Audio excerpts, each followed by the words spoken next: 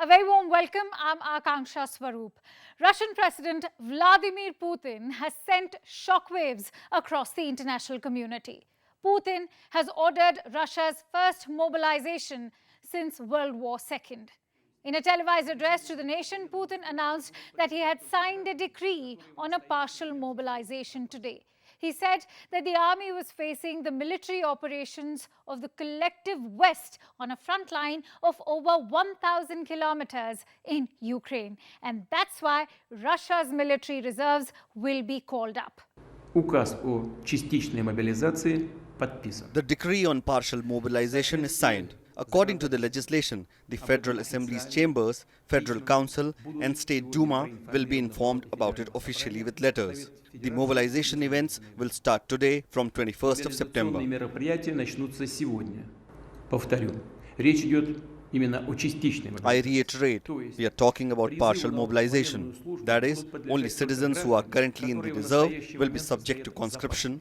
And above all, those who served in the armed forces have a certain military speciality and relevant experience. Conscripts will obligatorily go through additional military training based on the experience of the special military operation before departing to the units. In fact, Putin has warned the West that if it continued what he called its nuclear blackmail, then Moscow would respond with the might of all its vast arsenal.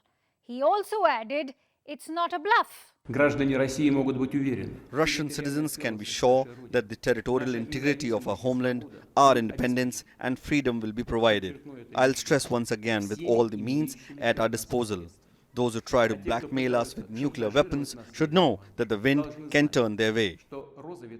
It should be noted that Putin's announcement is no ordinary development. Firstly, it is a direct escalation of the conflict, one that would see 300,000 additional personnel called up to serve in Russia's military campaign in Ukraine. Secondly, it comes days after news of Russia losing ground in parts of northeastern and southern Ukraine.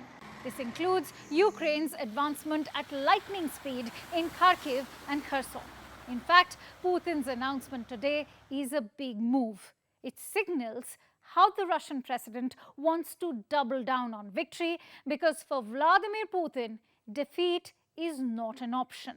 Clearly, the ongoing war in Ukraine is not getting over anytime soon. Unfortunately, if history is anything to go by, mobilization in the middle of war has never worked well. Case in point is Vietnam. When the US mobilized and deployed 3,500 soldiers in Vietnam, what's shocking is that it was only last week that Putin hinted at ending the war. This during his bilateral with the Indian Prime Minister Narendra Modi at the SCO summit in Uzbekistan.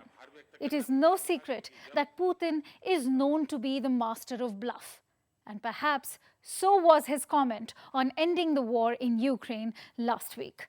And speaking of the war in Ukraine, it has now entered its 7th month, but was actually meant to be only a 3-week operation. In fact, in May this year, Russia already scrapped its age limit for professional soldiers. This only to pave way for more civilian experts to be recruited for the Ukraine war.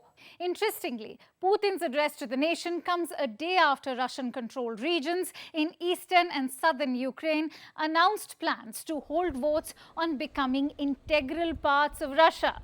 The voting that begins on Friday will include Donbass, Kherson, and partly Russian-controlled Zaporizhia and Donetsk regions.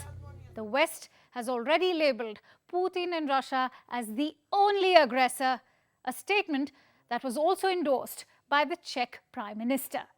And even though the global community, including India, has called for dialogue and diplomacy between the two warring sides, Vladimir Putin is crystal clear. The Russian president says he is defending Russian territories and that the West wanted to destroy his country.